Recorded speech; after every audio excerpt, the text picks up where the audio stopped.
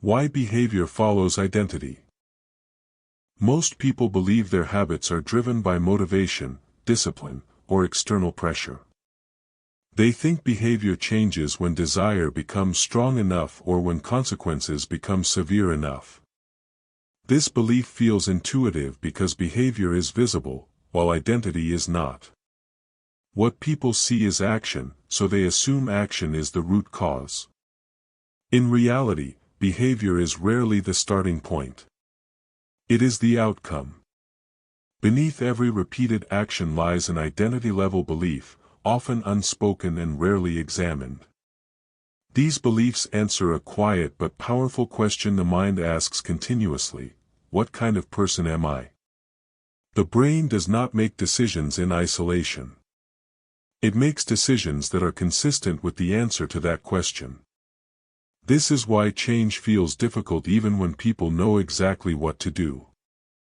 Knowledge does not override identity. Effort does not override identity. Motivation does not override identity. Behavior aligns itself with identity automatically, without conscious permission. When someone repeatedly fails to maintain a habit, it is not because they lack desire. It is because the habit conflicts with how they see themselves. The mind experiences this conflict as friction. And friction, over time, always wins. Identity acts as a filter. It determines which behaviors feel natural and which feel forced. Actions that align with identity feel effortless, even when they require work. Actions that conflict with identity feel exhausting, even when they are simple. This explains why some people appear disciplined without struggle. They are not fighting themselves. Their behavior is consistent with who they believe they are. Discipline is not something they perform. It is something they express. Most habit advice ignores this layer entirely. It focuses on tactics, strategies, and techniques. While these tools can produce short-term results, they fail when identity remains unchanged. The mind eventually rejects behaviors that feel inconsistent with self-image. Identity-based resistance is subtle. It does not announce itself as opposition. It manifests as procrastination, distraction, rationalization, and fatigue. The person feels tired before they begin. They feel unmotivated without knowing why. They experience an internal pull toward familiar behavior. This pull is not accidental. It is the brain protecting coherence. Human beings are wired to maintain a stable sense of self. This stability provides psychological safety. When behavior threatens identity, the brain reacts defensively. It seeks to restore consistency by sabotaging the behavior rather than updating the identity. This is why forcing habits through willpower rarely works long-term. Willpower attempts to override identity through effort. But effort is temporary. Identity is persistent. Once effort fades, identity reasserts itself. Another reason identity is so powerful is that it operates below conscious awareness. People are often unaware of the beliefs driving their behavior. They may consciously desire change while unconsciously reinforcing the opposite. This creates confusion and self-blame. For example, someone may consciously want to become disciplined while unconsciously holding the belief that they are someone who never sticks to things. Each failed attempt reinforces that belief. Each reinforcement strengthens the identity. Over time, the identity becomes self-fulfilling. Identity also shapes attention. The brain selectively notices information that confirms existing beliefs. Someone who sees themselves as inconsistent will notice every lapse and ignore evidence of progress. This selective attention strengthens the identity further. This feedback loop explains why people often feel stuck despite repeated attempts at change. They are not just fighting habits. They are fighting a self-concept that has been reinforced over years. Most people attempt to change behavior from the outside in. They focus on what they should do differently. Real change happens from the inside out. Identity must shift before behavior can stabilize.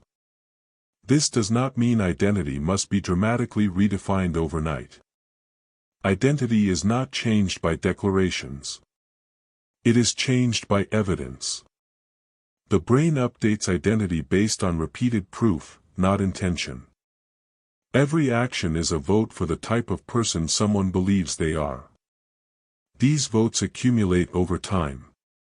One action does not define identity. Repetition does. This is where most people misunderstand identity-based change. They believe they must feel like a different person before acting differently. In reality, the order is reversed. Acting differently is what creates the feeling. However, the actions must be small enough to bypass identity resistance. Large changes trigger defense mechanisms. Small changes slip through unnoticed. Over time, these small actions quietly reshape self-image. Identity change is gradual. It is subtle. It does not announce itself. One day, behavior feels less forced. Then it feels natural. Eventually, it feels obvious. At that point, the habit no longer requires discipline. It requires alignment. This is why habits that align with identity persist even under stress. Stress amplifies identity-driven behavior. When pressure increases, people do not rise to their goals. They fall back to their identity. Understanding this reframes failure completely. Failure is not proof of weakness. It is evidence of misalignment. The behavior does not match the identity yet. When this is understood, self-blame dissolves. The focus shifts from forcing behavior to reshaping identity through consistent evidence. This is the foundation of lasting change. Not motivation. Not discipline. Identity. Identity does not operate like a conscious decision. It operates like an internal gravity.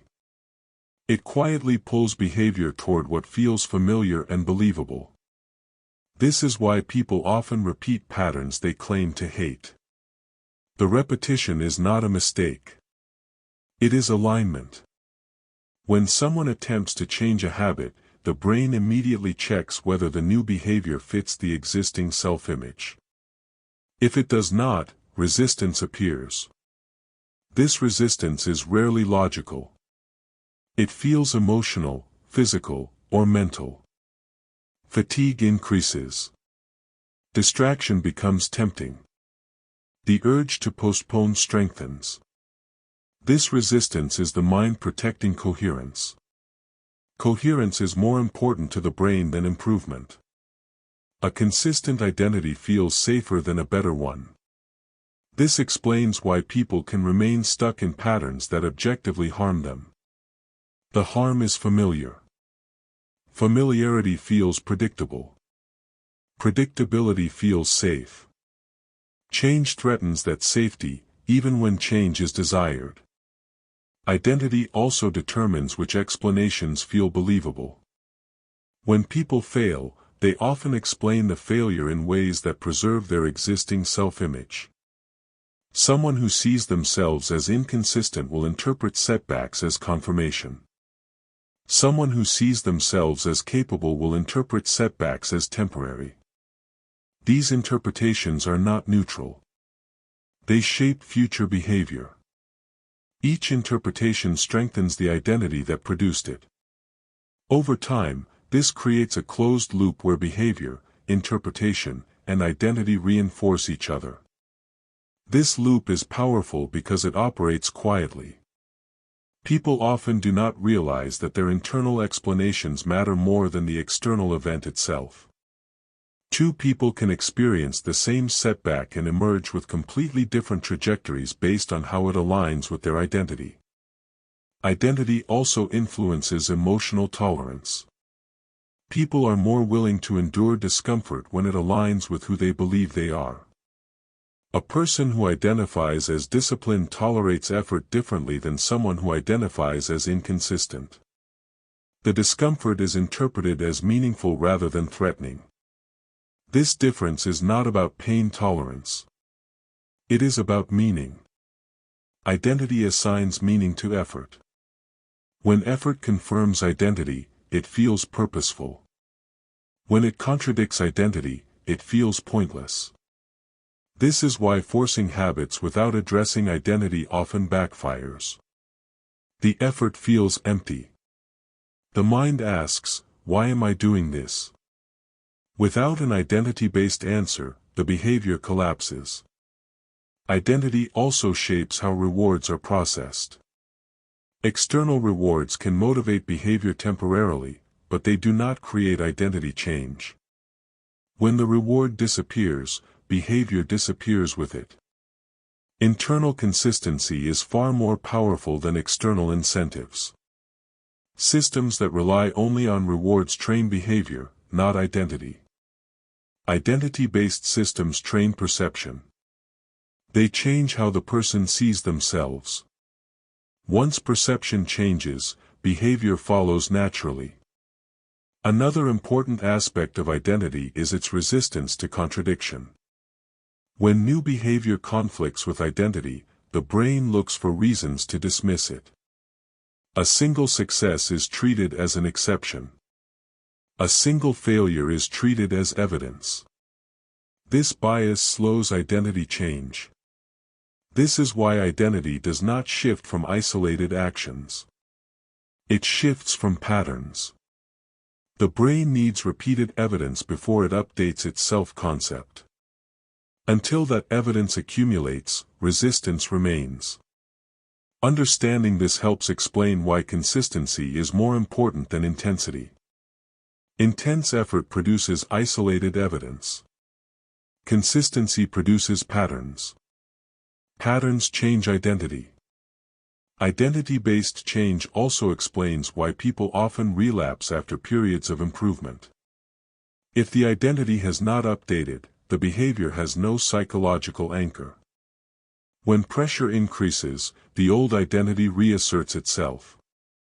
True change occurs when the new behavior no longer feels like an effortful deviation.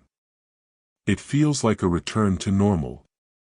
At that point, relapse becomes unlikely because there is nothing to return to. Identity change is not about adopting positive labels. It is about experiencing oneself behaving differently over time. The brain updates identity based on lived evidence, not affirmations. This evidence must be believable. If the action feels too large, the brain rejects it as inconsistent.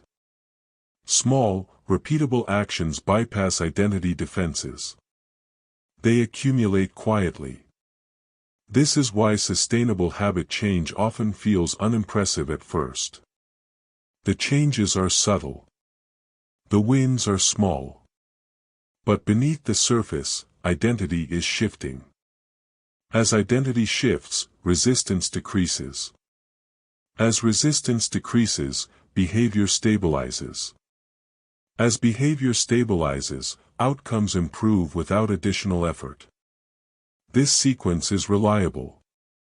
It does not depend on motivation. It depends on alignment. Once alignment is achieved, habits no longer require constant attention. They operate as expressions of identity rather than as tasks to be completed. Identity change is slow because the brain is conservative. It does not update its self-image based on intention. It updates it based on evidence. And not just any evidence, but evidence that is repeated, emotionally neutral, and consistent over time. This is why dramatic transformations rarely last. They produce emotional spikes, not identity shifts. The brain treats them as temporary states rather than permanent changes. Once the emotional fuel runs out, the old identity quietly resumes control. The mind is always asking a silent question before behavior occurs: is this who I am? If the answer feels uncertain, hesitation appears. If the answer feels false, resistance appears. If the answer feels obvious, action feels effortless. Most people attempt to change habits at the level of action while keeping identity untouched. This creates an internal contradiction. The person is trying to act like someone they do not yet believe they are. That contradiction drains energy. This is also why willpower feels limited. Willpower is the energy required to override identity. When identity and behavior align, willpower becomes unnecessary. When they clash, willpower is consumed rapidly. Identity also shapes attention. People naturally notice information that confirms who they think they are. Someone who sees themselves as unhealthy notices reasons to skip workouts. Someone who sees themselves as disciplined notices opportunities to train. This selective attention reinforces identity without conscious effort. The environment becomes filtered through self-image. Over time, this creates the illusion that behavior is caused by circumstances, when in reality it is guided by perception. Another overlooked aspect of identity is social reinforcement. Identity is partly formed by how people expect us to behave. Repeated expectations become internalized.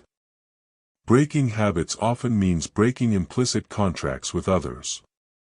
This creates social friction. When someone changes, others may react with skepticism, jokes, or subtle resistance. This reaction is not malicious. It is the social system attempting to restore predictability. If identity is not internally anchored, social pressure can pull behavior back to old patterns. This is why internal identity change must precede external validation. Waiting for approval weakens the transition. Identity-based habits also influence how failure is processed. When identity is fragile, failure feels personal. When identity is stable, failure feels informational. The difference determines whether the habit survives setbacks. A person who identifies as someone who shows up treats missed days as data. A person who identifies as inconsistent treats missed days as proof. The behavior after failure is shaped by identity, not discipline. This is why the language people use internally matters. Self-talk is not motivational fluff. It is identity reinforcement. Statements repeated internally shape expectations, which shape perception, which shape behavior. However, identity language must be earned. Declaring an identity without evidence creates cognitive dissonance. The brain resists it. Identity claims must be supported by action, even if the action is small. Small actions are powerful because they feel believable. Believability is more important than ambition. The brain accepts small evidence more readily than dramatic claims. This is also why habit streaks work. They provide visible evidence of consistency. Over time, the streak stops being about the behavior and starts being about who the person is. Identity change becomes self-reinforcing once it reaches a certain threshold. At that point, violating the habit feels uncomfortable. The discomfort shifts from effort to inconsistency. This is the turning point most people miss. They stop just before identity flips. They mistake early resistance as proof of incompatibility, when it is actually a sign of transition. Identity does not change when behavior feels easy. It changes when behavior is repeated despite mild resistance. That resistance is the old identity losing influence. The goal is not to eliminate resistance immediately. The goal is to outlast it long enough for identity to update. Once identity updates, the habit no longer feels like self-improvement. It feels like self-expression. At that stage, habits persist even under stress. They become defaults rather than decisions. The person no longer asks whether they should act. They act because it feels normal. This is the real reason identity-based habits outperform outcome-based habits. Outcomes motivate temporarily. Identity sustains permanently. When habits are built on identity, progress compounds invisibly. There is no constant negotiation. No daily debate. The behavior happens because it fits. And when behavior fits identity, it survives time, pressure, and distraction.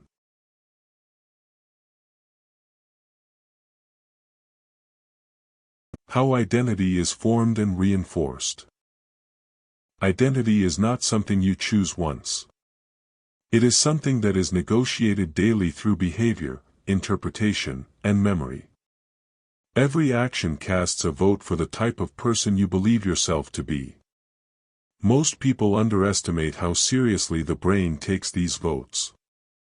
The mind does not wait for grand achievements to define identity. It uses repetition. It watches what you do when no one is watching. It notices patterns more than peaks. A single intense effort does not outweigh dozens of small confirmations. This is why identity often feels stubborn. It is backed by years of accumulated evidence. Each habit, each reaction, each avoidance has quietly reinforced a narrative about who you are. Changing that narrative requires new evidence, not arguments. One of the most powerful identity reinforcers is memory. The brain selectively remembers events that support existing beliefs. Failures are replayed vividly when they fit the identity. Successes are minimized or forgotten if they contradict it. This selective recall is not accidental. It preserves psychological consistency. The brain would rather maintain a stable story than an accurate one. This is why people can sincerely believe limiting stories about themselves despite contradictory evidence. Another key factor is emotional tagging. Actions paired with strong emotion are remembered more vividly and influence identity more strongly. If a habit attempt is paired with shame, frustration, or embarrassment, it reinforces an identity of failure. Conversely, habits paired with calm repetition and mild satisfaction accumulate identity change quietly. Emotional neutrality is underrated.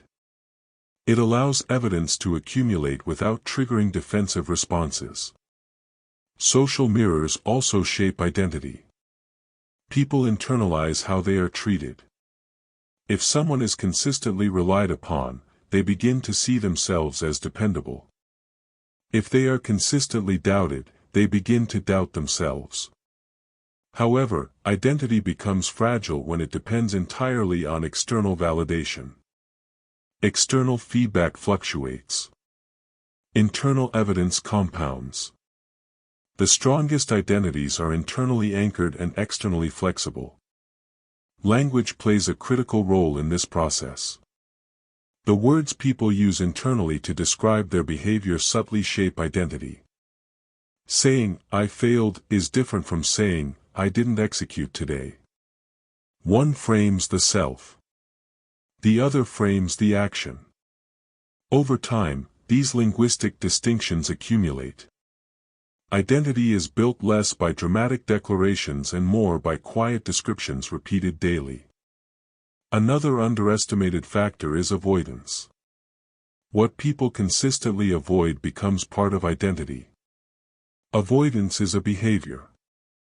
It sends a signal to the brain that certain actions are incompatible with the self. Avoidance is often rationalized as preference or circumstance, but the brain records it as evidence. Over time, avoided behaviors feel foreign, even threatening. This is why breaking avoidance patterns is essential for identity change. Action is not only about doing more. It is about stopping the reinforcement of avoidance-based identity. Identity is also reinforced by default behaviors. Defaults are actions taken without conscious choice. They reveal what the identity considers normal. Changing defaults is more impactful than setting goals. For example, someone who defaults to distraction is reinforcing an identity of avoidance. Someone who defaults to preparation is reinforcing an identity of competence. Defaults are powerful because they operate below conscious intention. They reveal alignment. Changing defaults requires deliberate friction or redesigning the environment. Identity formation is slow because it depends on consistency. But once formed, it is efficient. It reduces cognitive load. The brain prefers identity-driven behavior because it simplifies decision-making. This efficiency is why identity resists change. Updating identity increases cognitive effort temporarily. The brain resists this effort unless new evidence becomes unavoidable. The key is not to fight resistance directly. It is to create conditions where new evidence accumulates faster than old narratives can dismiss it.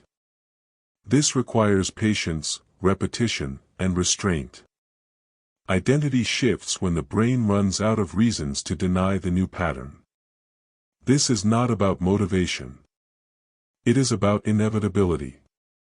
When evidence becomes consistent enough, identity updates automatically. The person does not decide to change who they are. They realize they already have. Identity strengthens through repetition, but repetition alone is not enough. The interpretation of repetition matters more than the repetition itself. Two people can perform the same behavior for weeks and walk away with different identities depending on how the behavior is mentally framed. When behavior is interpreted as forced, identity resists it.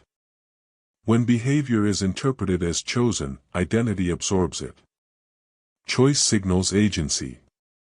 Agency signals alignment. Alignment strengthens identity. This is why habits built through punishment or guilt rarely last. They frame behavior as compliance rather than expression. Compliance does not change identity. It creates tension. Identity absorbs behaviors that feel self-directed. Even small actions, when framed as intentional, carry disproportionate weight. The brain registers them as evidence of who the person is becoming. Another powerful reinforcer is expectation.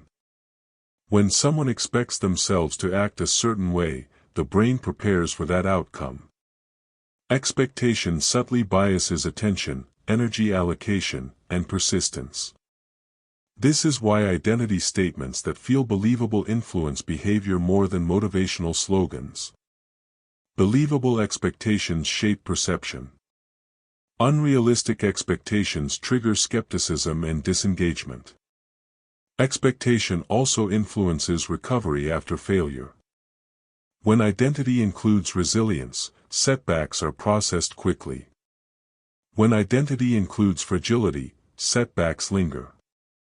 The environment plays a crucial role in reinforcing identity. The brain interprets environmental cues as instructions. A cluttered space reinforces disorganization. A prepared space reinforces competence. This effect is not symbolic. It is neurological. Visual cues activate associated behaviors automatically. Identity is partially outsourced to the environment. This is why changing surroundings often produces rapid behavior shifts. The environment reduces the cognitive effort required to act in alignment with identity. Social comparison also reinforces identity, often unconsciously. People compare themselves to reference groups. If the reference group normalizes certain behaviors, identity adjusts to match. However, comparison can either reinforce growth or stagnation. Comparing upward with aspiration strengthens identity. Comparing downward with justification weakens it. Identity also forms through narratives about effort. People who believe effort reveals weakness avoid challenge. People who believe effort reveals growth seek it. These beliefs are often inherited from early experiences, authority figures, or cultural messaging. Once internalized, they shape how habits are approached. This explains why some people thrive under difficulty while others shut down. The difference is not ability. It is identity framing. Another reinforcing mechanism is emotional prediction. The brain predicts how behavior will feel. If the prediction is negative, resistance increases. If the prediction is neutral or positive, behavior proceeds. Predictions are based on past experience and identity. If identity associates effort with failure, the prediction discourages action. Changing identity updates these predictions. This is why early habit experiences matter. The first few repetitions set emotional expectations. Designing habits to feel manageable early increases identity absorption. Identity also strengthens through public consistency. When people act consistently in visible ways, they internalize the behavior faster. Public behavior increases accountability, which increases repetition. However, public commitment without internal alignment creates pressure rather than identity. The key is selective visibility. Sharing progress without performative pressure strengthens identity. Identity reinforcement accelerates once multiple systems align. Behavior, environment, language, and social cues all point in the same direction. At that point, resistance collapses. The brain stops negotiating. The behavior feels obvious. The identity feels stable. This is why fragmented change efforts fail. When systems conflict, identity does not update. When systems align, identity shifts rapidly. Identity formation is not mysterious. It is mechanical. It follows predictable rules. Understanding these rules removes the illusion of randomness. People do not fail to change because they lack discipline. They fail because identity evidence is inconsistent. Once evidence becomes consistent, identity follows. And once identity follows, habits become automatic. Identity stabilizes when contradictions are resolved. The brain seeks internal consistency. When actions repeatedly contradict self-image, psychological tension increases. This tension forces resolution, either by changing behavior or by adjusting identity. Most people resolve this tension by rationalizing behavior. Rationalization is easier than change. It preserves identity without effort. But it also locks habits in place. The moment identity shifts is the moment rationalization fails. When excuses no longer feel believable, the brain searches for a new explanation. That explanation often becomes a new identity. This is why identity change often feels sudden, even though it is built gradually. The accumulation of evidence reaches a tipping point. The narrative updates. Another stabilizing force is emotional regulation. People with stable identities experience less emotional volatility around habits. They are not constantly negotiating self-worth through performance. This emotional stability allows persistence. Habits survive bad days because they are not emotionally charged. They are neutral expressions of identity. Identity is also reinforced through long-term feedback loops. Short-term feedback influences motivation. Long-term feedback influences self-concept. The brain prioritizes long-term patterns when forming identity. This is why delayed gratification aligns with identity change. Waiting reinforces self-control as a trait. Impulsivity reinforces inconsistency. Identity also shapes how time is perceived. People with future-oriented identities tolerate delay better. They interpret present effort as investment rather than loss. This time perspective influences habit adherence more than discipline. A person who identifies as long-term oriented behaves differently under the same conditions. Another important factor is self-trust. Identity is fragile when self-trust is low. Repeated broken commitments erode trust. Rebuilding trust requires small, reliable actions. Self-trust accelerates identity change because it reduces internal resistance. When the brain expects follow-through, it allocates resources accordingly. Identity also interacts with stress. Under stress, people revert to identity-consistent behaviors. Stress reveals identity more than it changes it. This is why habits must survive stress to truly update identity. Calm compliance does not count. Stress-tested consistency does. Identity is reinforced by rituals. Rituals remove choice. Removing choice reduces friction. Reduced friction stabilizes behavior. Rituals signal importance. They communicate to the brain that the behavior is non-negotiable. This strengthens identity alignment. Identity also shapes recovery speed. People with strong identities recover faster after disruptions. They do not interpret disruption as failure. They interpret it as interruption. This interpretation preserves continuity. Continuity is essential for identity stability. Another subtle factor is identity pride. Pride is not arrogance. It is internal respect. Respect reinforces standards. Standards guide behavior. When identity includes self-respect, people protect it through behavior. They avoid actions that violate it. Habits become protective mechanisms. This is why shame-based change fails. Shame attacks identity. Attacked identity defends itself. Defense blocks change. Identity change requires safety. The brain must feel safe enough to update its narrative.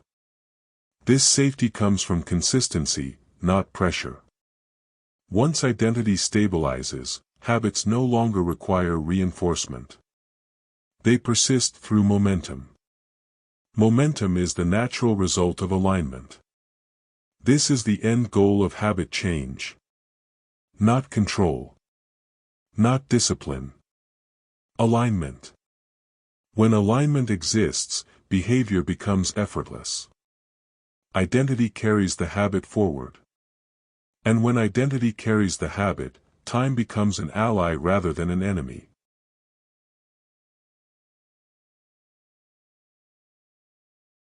How to rewire identity through habits. Identity is not rewritten through intention. It is rewritten through exposure. The brain changes its self-concept when it is repeatedly exposed to evidence that contradicts the old narrative and survives that contradiction without collapse. This is why identity change requires behavior that is small enough to be repeatable, yet meaningful enough to register. Actions that are too easy are ignored. Actions that are too difficult are rejected. The optimal zone is where effort is noticeable but not threatening. The brain updates identity when it cannot dismiss the evidence. Dismissal is the mind's defense mechanism. It explains away anomalies. To rewire identity, actions must be frequent enough that dismissal becomes cognitively expensive. This is where habit design matters. Habits are not tools for productivity. They are delivery systems for identity evidence. Each repetition is a signal. Over time, these signals accumulate into a new baseline. The most effective habits for identity change are those that produce immediate internal confirmation. External results are delayed. Internal confirmation is instant. Feeling capable, consistent, or aligned matters more than visible progress early on. This is why habits tied to process outperform habits tied to outcomes. Outcomes are uncertain. Process is controllable. Identity updates based on what feels controllable. Another critical element is friction management. Friction determines whether behavior occurs consistently enough to matter. Identity does not change if behavior is sporadic. Reducing friction is not about laziness. It is about reliability. Reliable behavior produces reliable identity updates. Unreliable behavior produces ambiguity, and ambiguity preserves the old identity. This includes reducing emotional friction. Habits that trigger guilt, pressure, or self-judgment create resistance. Resistance slows identity absorption. Calm execution accelerates it. Identity rewiring also depends on how habits are framed internally. Framing a habit as proof of who you are becoming strengthens identity. Framing it as a chore weakens it. This internal framing must feel authentic. Artificial positivity is rejected. Neutral acknowledgement is accepted. The brain trusts neutrality more than enthusiasm. Another key mechanism is specificity. Vague habits do not produce identity change. Specific actions produce clear evidence. Clear evidence updates identity faster. For example, I exercise is vague. I show up every morning for 10 minutes is specific. Specificity reduces cognitive ambiguity. Reduced ambiguity accelerates identity formation. Identity also rewires through sequencing. Early habits should be identity compatible. They should feel like slight upgrades, not complete transformations. Sudden identity jumps trigger skepticism. Gradual shifts feel believable. Believability is essential. The brain does not adopt identities it cannot imagine sustaining. This is why early habit wins should feel ordinary. Ordinary behavior feels sustainable. Sustainable behavior feels like identity. Another overlooked factor is recovery behavior. Identity is shaped not only by action, but by response to failure. How you return matters more than how you start. Returning quickly reinforces an identity of resilience. Delayed return reinforces an identity of inconsistency. The speed of recovery is a powerful identity signal. Identity rewiring also benefits from tracking, but not in the way most people do it. Tracking should highlight consistency, not perfection. Perfection creates pressure. Consistency creates identity. Visible streaks reinforce the belief that the behavior is normal. Normality is the gateway to identity. The final requirement for identity rewiring is time exposure. The brain needs enough repetitions across enough contexts to generalize the identity. Once the behavior appears across different moods, environments, and stress levels, identity updates fully. The behavior becomes part of the self rather than a conditional action. At that point, habits no longer need reinforcement. They persist through inertia. Identity has taken over. This is the moment when change becomes permanent. Not because effort increased, but because alignment was achieved. Identity rewiring accelerates when behavior is paired with immediate acknowledgement. This acknowledgement does not need to be praise. It needs to be recognition. Recognition tells the brain that the action mattered. When actions feel unnoticed, the brain deprioritizes them. This is why many people fail to internalize positive habits even when they perform them. They rush past the action without mentally registering it. The behavior occurs, but the identity evidence does not land. The brain updates identity based on what it notices, not what technically happens. Noticing is an active process. It requires pausing long enough to register completion. This pause does not need to be reflective or emotional. It can be as simple as a brief internal marker that the action occurred. That marker creates memory. Memory creates identity reinforcement. Another accelerator is contrast. When new behavior is contrasted against old patterns, the difference becomes salient. Salience strengthens memory. Stronger memory accelerates identity change. This contrast should be internal, not comparative. Comparing to others weakens identity formation. Comparing to past versions of oneself strengthens it. Identity also rewires faster when habits are linked to values rather than outcomes. Values feel stable. Outcomes feel conditional. The brain prefers stable anchors. When a habit is linked to a value, missing it feels like misalignment rather than failure. This framing preserves identity even during disruption. Another mechanism is identity stacking. This occurs when a new habit reinforces multiple identity traits simultaneously. For example, a short daily practice can reinforce consistency, self-respect, and competence at once. Stacked identity evidence updates the self-image faster because it touches multiple dimensions. The brain integrates these signals into a coherent narrative. Identity rewiring also benefits from predictable timing. Habits that occur at consistent times become part of the temporal identity. Time itself becomes a cue. This reduces decision fatigue. When the behavior is expected at a certain time, the brain prepares for it automatically. Preparation reduces resistance. Resistance is the enemy of identity change. Not because resistance prevents action, but because resistance frames action as unnatural. The goal is not to overpower resistance but to remove the conditions that generate it. Another powerful technique is identity language that is conditional rather than absolute. Saying, "I am becoming someone who," feels believable. Saying, "I am now someone who," often triggers skepticism. The brain accepts transitions more readily than declarations. Transition language keeps identity fluid while evidence accumulates. Identity also rewires through consistency across contexts. A habit performed only in ideal conditions remains conditional. A habit performed under varied conditions becomes part of identity.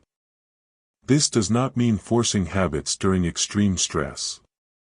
It means allowing habits to adapt without breaking. Adaptation preserves identity continuity. Continuity is essential. Identity rewiring fails when people treat disruptions as resets. Resets erase evidence. Continuity preserves it. Another overlooked factor is identity protection. Once a new identity begins to form, it must be protected from contradictory behaviors. This does not require perfection. It requires boundaries. Boundaries reduce identity leakage. They prevent old patterns from dominating attention. Attention determines which identity narrative is reinforced. This is why saying no is often more important than doing more. Saying no protects identity space. Protection accelerates consolidation. Identity also rewires through environmental signaling. Objects, layouts, and cues act as identity reminders. They reduce cognitive effort by externalizing intention. These signals should be simple and consistent. Complexity creates ambiguity. Ambiguity slows identity update. The final accelerator is patience without passivity. Patience allows evidence to accumulate. Passivity allows old patterns to persist. The difference is subtle but crucial. Patience accepts slow progress. Passivity avoids deliberate repetition. Identity requires deliberate exposure. When exposure is consistent, identity rewires quietly. There is no dramatic moment. There is only a growing sense of alignment. Eventually, behavior feels less like effort and more like maintenance. Maintenance is identity territory. At that point, habits no longer need motivation. They exist because they fit. Identity rewiring completes when behavior stops feeling negotiable. Negotiation is the sign that identity is still undecided. When the question, "Should I do this?" disappears, identity has taken control. This does not mean the behavior always feels enjoyable. It means it feels obvious. Obvious behaviors do not require justification. They happen because not doing them feels inconsistent. The final stage of identity change is when effort shifts from execution to protection. The person no longer asks how to start. They focus on how to avoid interruption. At this stage, habits are defended instinctively. Interruptions feel intrusive. Disruptions feel temporary. The identity expects continuity. This expectation is powerful. It influences how the brain allocates energy under stress. When identity expects a behavior, the brain preserves resources for it even during fatigue. This is why identity-based habits survive chaos. They are not fragile routines. They are default responses. Another sign of identity consolidation is emotional neutrality. The behavior no longer carries emotional charge. There is no pride spike after completion. There is no guilt spike after delay. Emotional neutrality signals integration.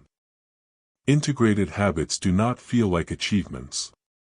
They feel like maintenance. Maintenance is identity territory. Identity rewiring also finalizes when the habit becomes self-reinforcing. The benefits of the habit support the identity that produced it. This creates a closed loop. For example, consistency builds competence. Competence reinforces identity. Identity sustains consistency. The loop no longer requires conscious input. This loop is difficult to break once established. That is why long-term habits feel stable even when circumstances change. Another marker of completion is reduced self-talk around the habit. Early change involves internal dialogue. Late-stage change involves silence. Silence indicates certainty. When the mind stops commenting on behavior, it has accepted it as normal. Identity also stabilizes when the habit generalizes beyond its original context.